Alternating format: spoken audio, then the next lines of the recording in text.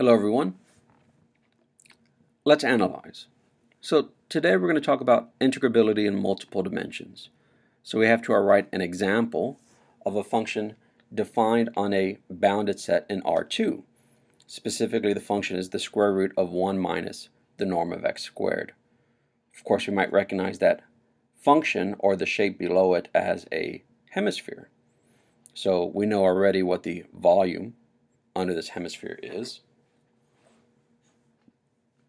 Notice that the domain of f, right, if f is a real valued function, is the unit circle in R2. So this is an example of the setting. Let f map A to R, where A is a bounded set in Rn. Now, it's easier to consider rectangular domains rather than the circular domain this example has. So let's extend the domain of our function in a way that does not change the integral. Since A is bounded, it can be contained inside a rectangle E, where E is, an interval A1 to B1 by A2 to B2 by, through AN to BN if I'm in Rn. In the example we see to our right, R containing rectangle would just be some A1 by B1 and A2 by B2. The smallest containing rectangle would be the interval -1 to 1 by -1 to 1. So let's call such a rectangle a bounding rectangle of A, right? So it's a rectangle or a n-dimensional rectangle that contains A.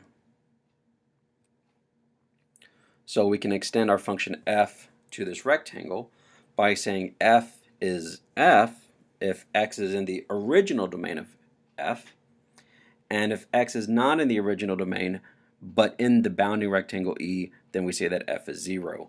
And of course, by calling this extension by the same name, it's a bit of an abusive notation, but I hope that you'll bear with me. So in the example to the right, we can extend the domain of f to the rectangle -1 to 1 by -1 to 1. And of course, outside of the unit circle, we just say that f is 0. This, of course, wouldn't alter the volume under the curve.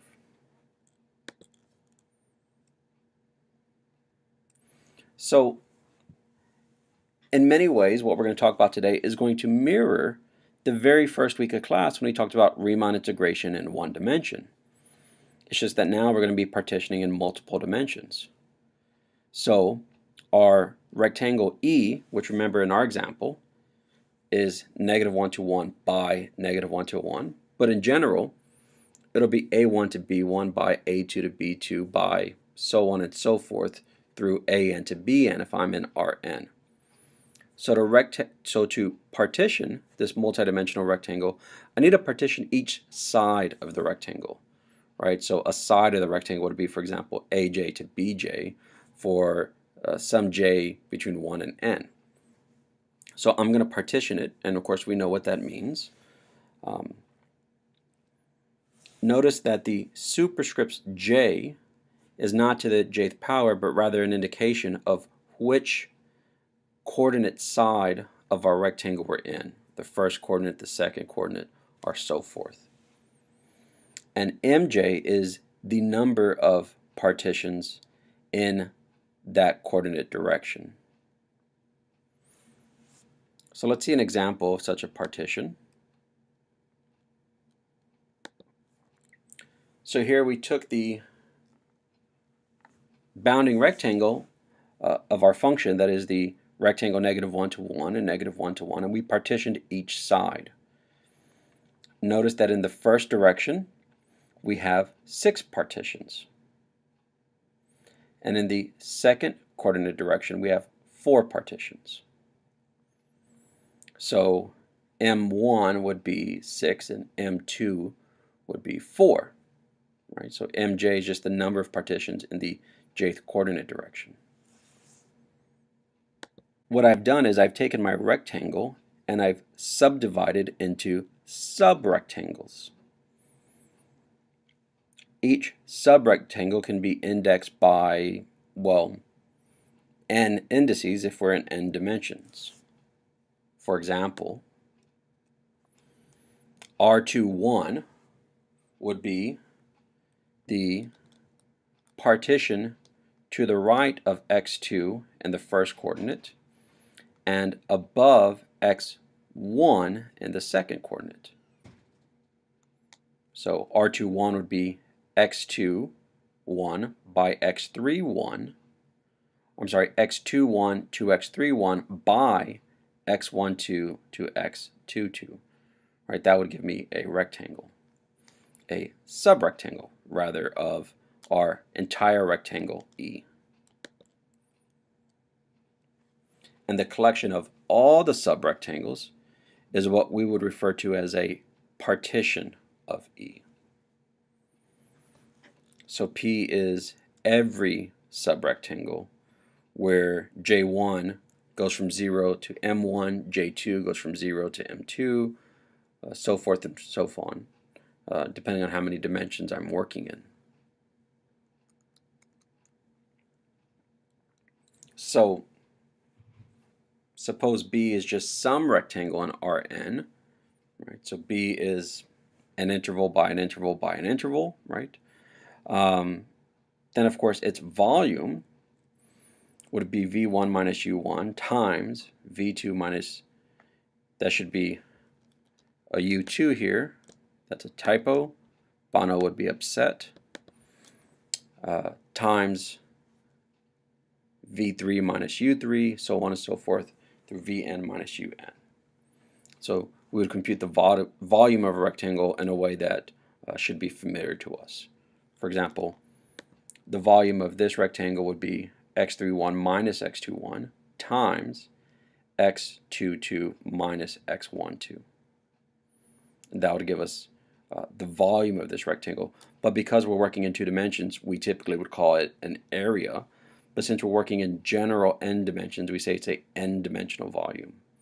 So 2-dimensional volume is, again, what we're familiar with calling an area.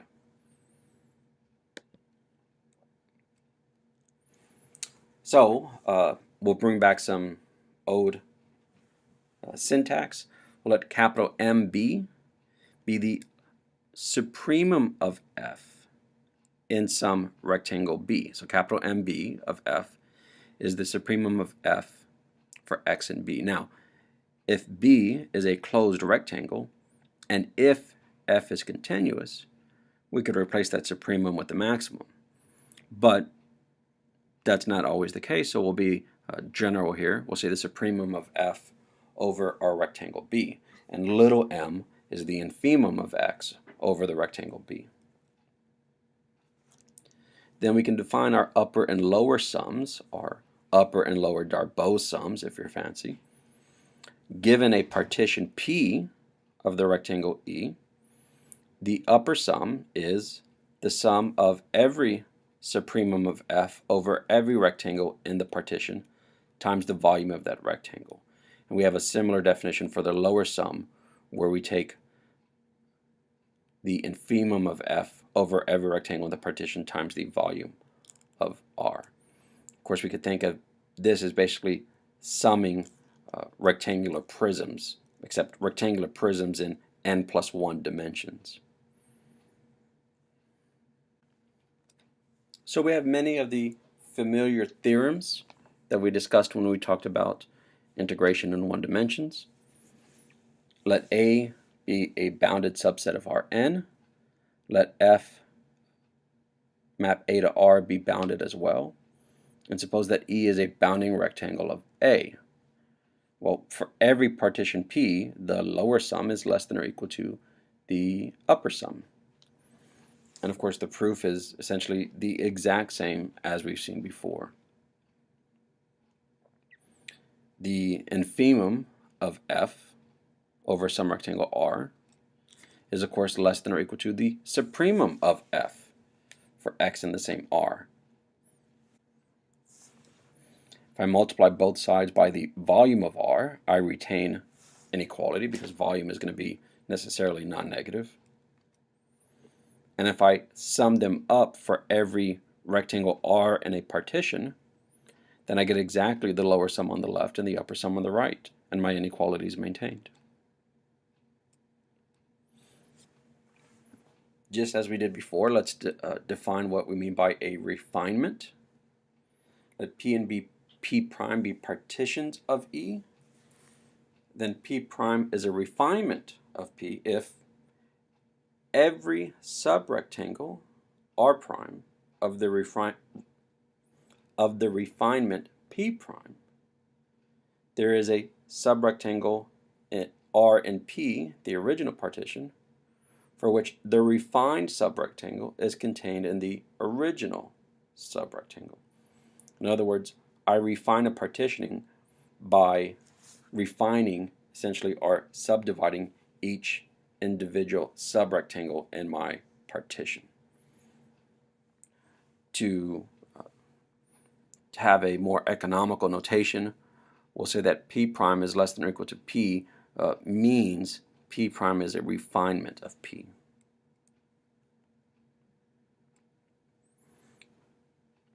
So let A be a bounded subset of Rn and F be a bounded function of A.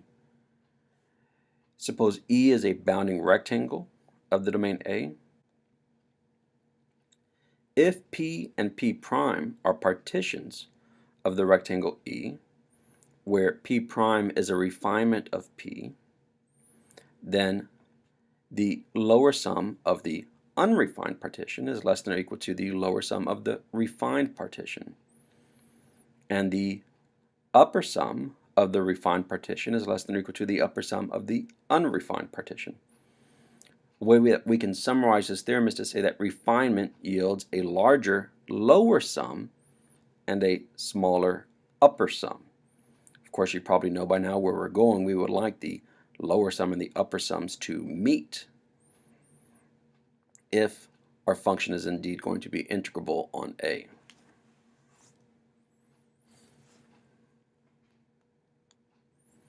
So we'll refer back to this result that refinement yields a larger lower sum and a smaller upper sum. So let's prove this statement. And again, the proof is almost exactly what we've seen before. So let's generate a refinement P prime by subdividing a subrectangle R and P into two subrectangles. So we're just going to take a single subrectangle R and divide it into two subrectangles. Of course, if we keep doing that, then we can arrive at any refinement we like. So our original subrectangle is just the union of our two subrectangles. Well then, clearly the infimum over the entire original subrectangle has to be at least less than or equal to the infimum of each subrectangle. Of course, for one of these we're going to get equality, but for the other we'll get either less than or equal to. Well, this means that if I take the infimum of F over the original subrectangle R times the volume, well, I can replace V of R with the sum of its two subrectangles. So if I distribute that, I get this. And then we can use the fact that the infimum of F over the original subrectangle is less than or equal to the infimum of F on each individual sub-rectangle, or the subdivided sub-rectangle. That implies that if I were to take the infimum over every subrectangle of a partition times the volume of each of these subrectangles, well then I could split this sum into all those subrectangles that are not R and the subrectangle R, that is the one that we split. And then we can use this relationship here, which is less than or equal to this one, to get an inequality. Now if I look here, I have all the subrectangles of P except for R, but I also have R prime and R double prime. Well, all S that is not R, R prime and R double prime, that's exactly my partition P prime. So in fact, this is the definition of the lower sum of my refinement of P. Remember, we refined in a very simple way by just taking a single subrectangle and splitting it into two. Because we can continue doing that and arrive at any refinement we like, we've proved our result. And the result for the upper sum is analogous. So we'll leave this result here.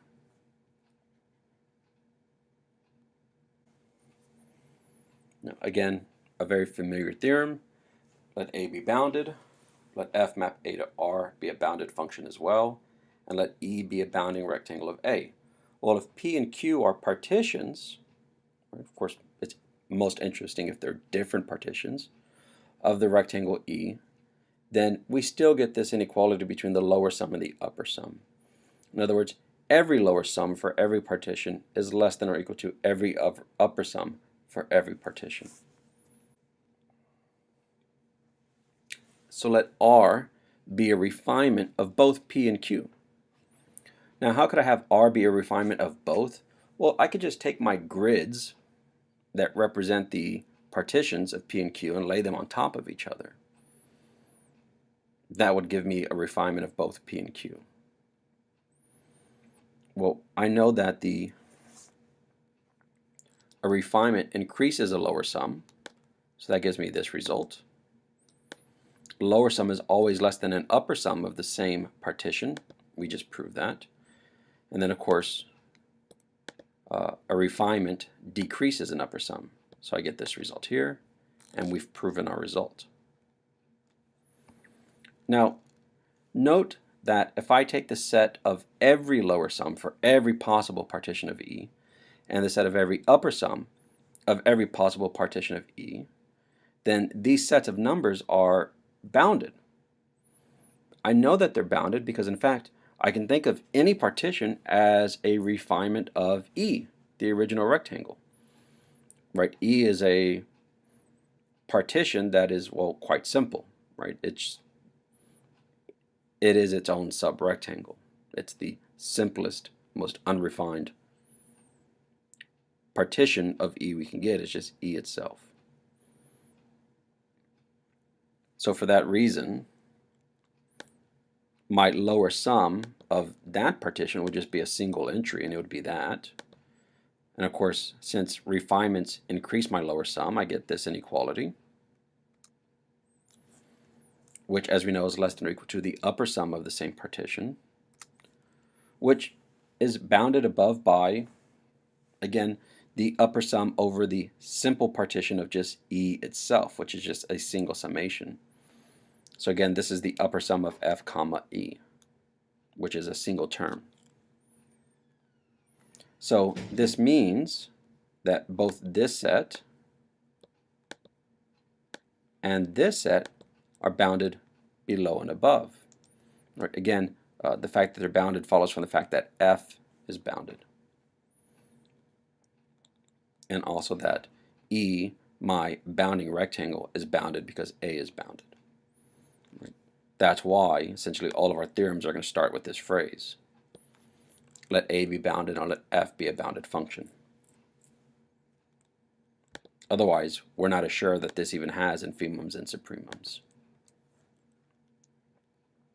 So the fact that these sets are bounded means they each have a supremum and an infimum. Of course, we're interested in the supremum of the lower sums, right? Which we'll use this notation, right? Just for an economy of space, we'll use this notation to mean the supremum of all lower sums over every possible partition of E.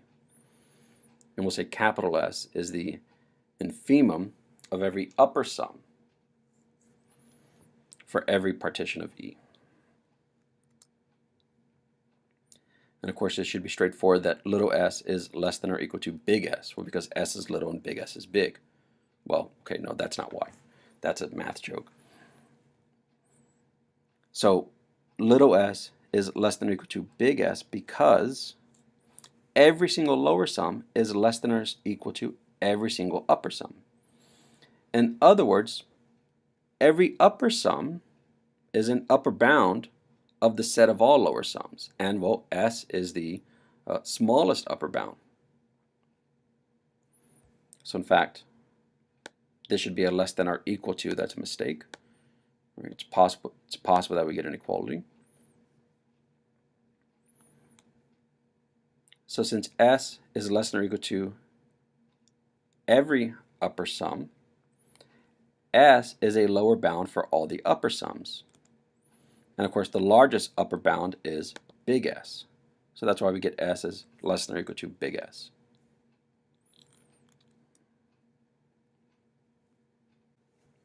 We typically call big S, that is the infimum of all upper sums, the upper Darboux integral or the upper integral.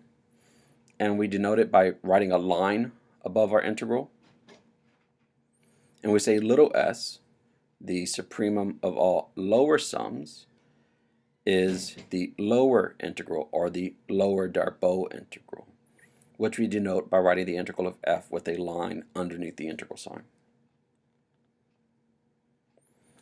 And if the lower and upper Darboux integrals are equal, then we say that f is Riemann integrable over a. And the integral of f over a is equal to the equal upper and lower Darboux integrals.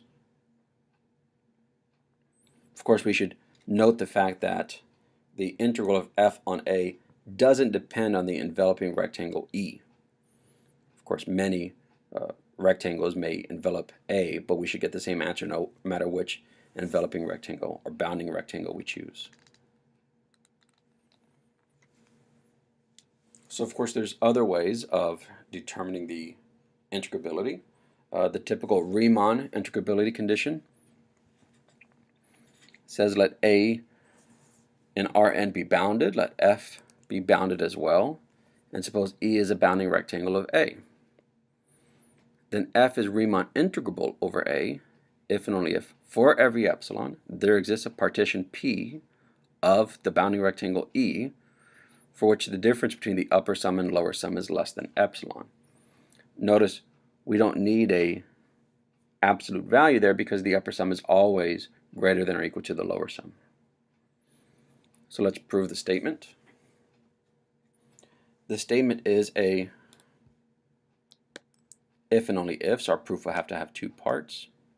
Let f be Riemann integrable and let epsilon be greater than 0.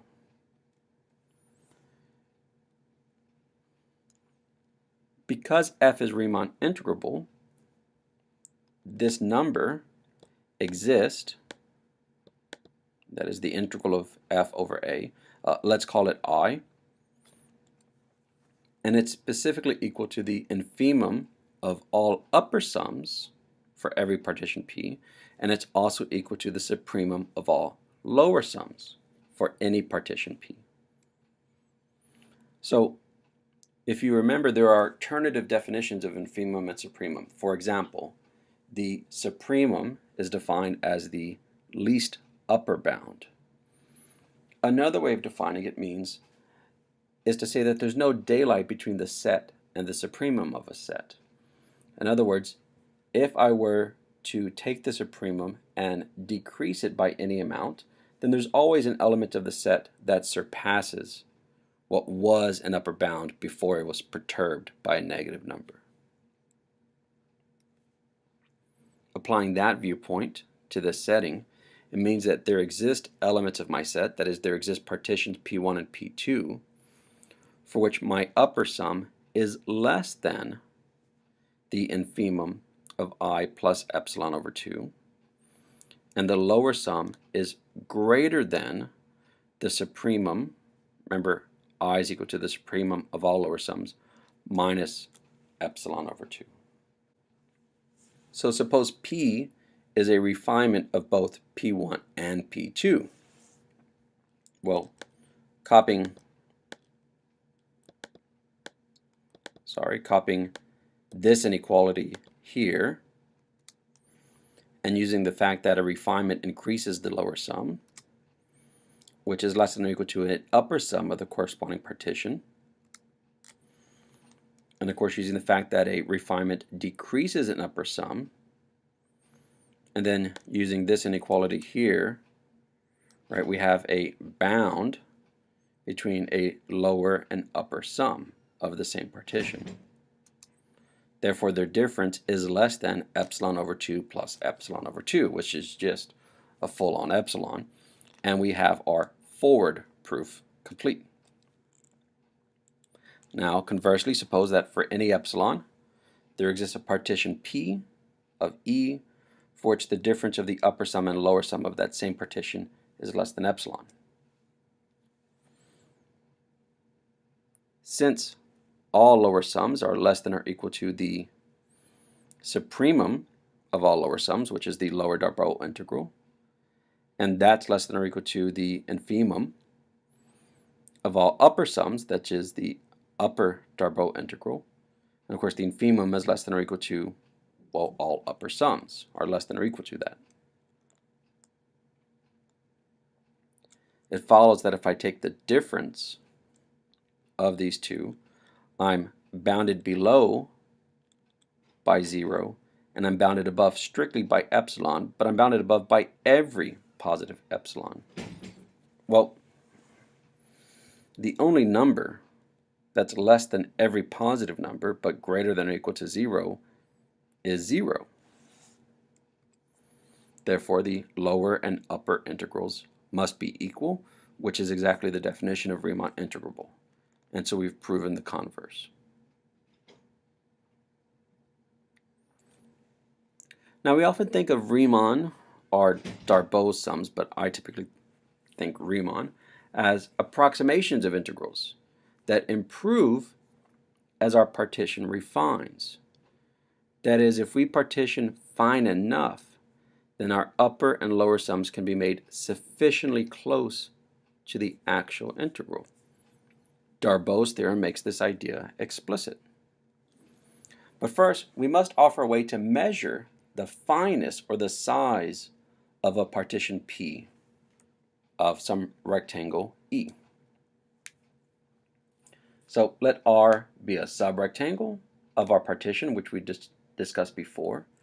Okay, we're going to say that the size of this subrectangle, not to be confused with the volume, the size of this subrectangle is the length of its longest side.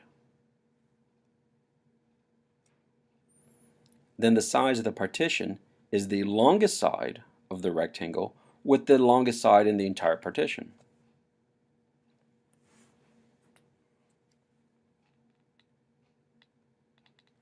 So Darboux's theorem on integrability says, let A be a bounded subset of Rn, let F map A to R be bounded as well, and suppose E is a bounding rectangle of A.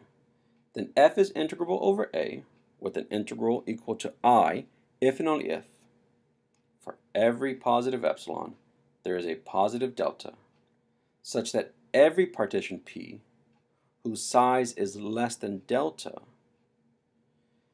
then there are points XR in these subrectangles, in each subrectangle, for each subrectangle in my partition P, for which the difference between my Riemann sum and the actual integral is less than epsilon. In fact, if you took a numerical methods course, this is probably where you would start approximating integrals. You might take a Riemann sum that is finite, right? You might cut it off at some point. You might fix XR to be the left-hand side or the right-hand side of your partition if you're dealing with the real line. And you might say, so long as I take enough partitions, I'm close enough to my integral. Well, Darboux guarantees that that actually is the case if your function is integrable in the first place. Of course, you would start there. This class of numerical algorithms to approximate integrals is what's known as quadrature, and I would imagine by now you can see why.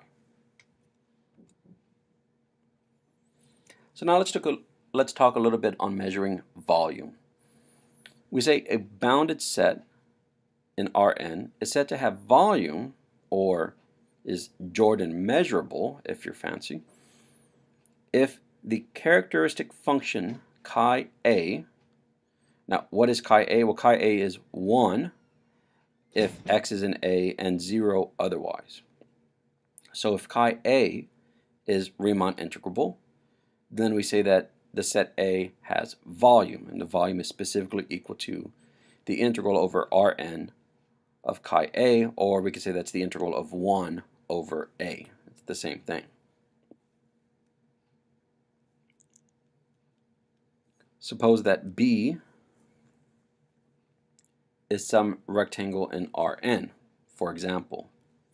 So B is U1 to V1 by U2 to V2 by so forth and so on, UN to Vn, where each side has a positive length. In other words, Vj minus Uj is positive for each j. Then the volume exists if the integral over B of 1 or the integral over B of chi b exists.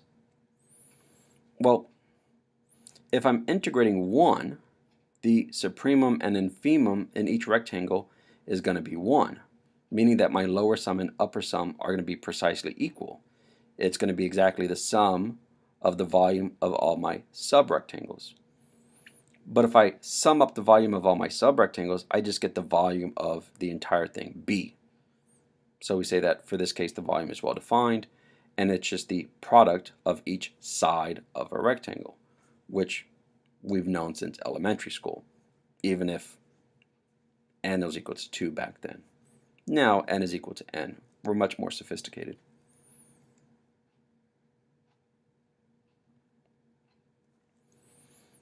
A subset in Rn is said to have Lebesgue measure 0 if, for all positive epsilon, there is a countable family of rectangles. And by countable, I mean that the rectangles can be indexed by integers. So there's a countable family of rectangles in Rn that contains A and whose cumulative volume is less than epsilon. And if that's true for any positive epsilon, then we say that A has Lebesgue measure 0. So A is contained in the union of all my rectangles, and the sum of the volumes of each rectangle is less than epsilon. So let's work out an example to illustrate that, well, dimension matters. Let's consider the Lebesgue measure of a line in R2. Right? The volume or the size of a line in R1 would be the length of the line, but in R2, not exactly the case. So let's consider the infinite line, R by 0. So this is a line that is whose length is unbounded. Let epsilon be positive. So let's come up with a countable family of rectangles that would contain my line. So let's consider the rectangle that is negative j to j. So we can see that as j increases, right, j is an integer, as j increases, the width of my rectangle increases. And of course, as j goes to infinity, it will envelop the entire line in width. And in height, it goes from a negative number to a positive number. So certainly 0 is in between this negative number and this positive number. So we see that if I take the union of all these rectangles, indeed I would contain my line. All right, so it should be clear that my line A is inside of the union of all these rectangles.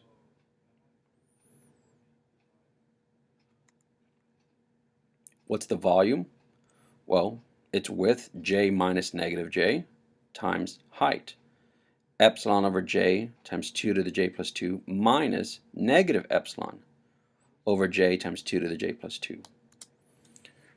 We do some arithmetic, we get that this is 2j, and this is 2 epsilon divided by the same denominator. And we do some cancellations. I have two 2's here, which cancels out this 2 in the exponent here. I've got a j here and a j here that cancel, and I'm left with epsilon to the 2 to the j. So if I sum the volume of all my rectangles, right, again, this has to be less than epsilon if I'm going to show that this line has a Lebesgue measure 0. Well, then I'm summing epsilon over 2 to the j. Let me factor out an epsilon over 2. Because I'm factoring out an epsilon over 2, I could have kept my indexing the same and said 1 over 2 to the j minus 1. But notice I just re-indexed to have j start at 0. Because, well, then I've got a standard formula to apply. I get epsilon over 2 times 1 over 1 minus 1 over 2, which is epsilon. It follows that A, and the line of any length for that matter, has a Lebesgue measure 0. Well, that's it for today.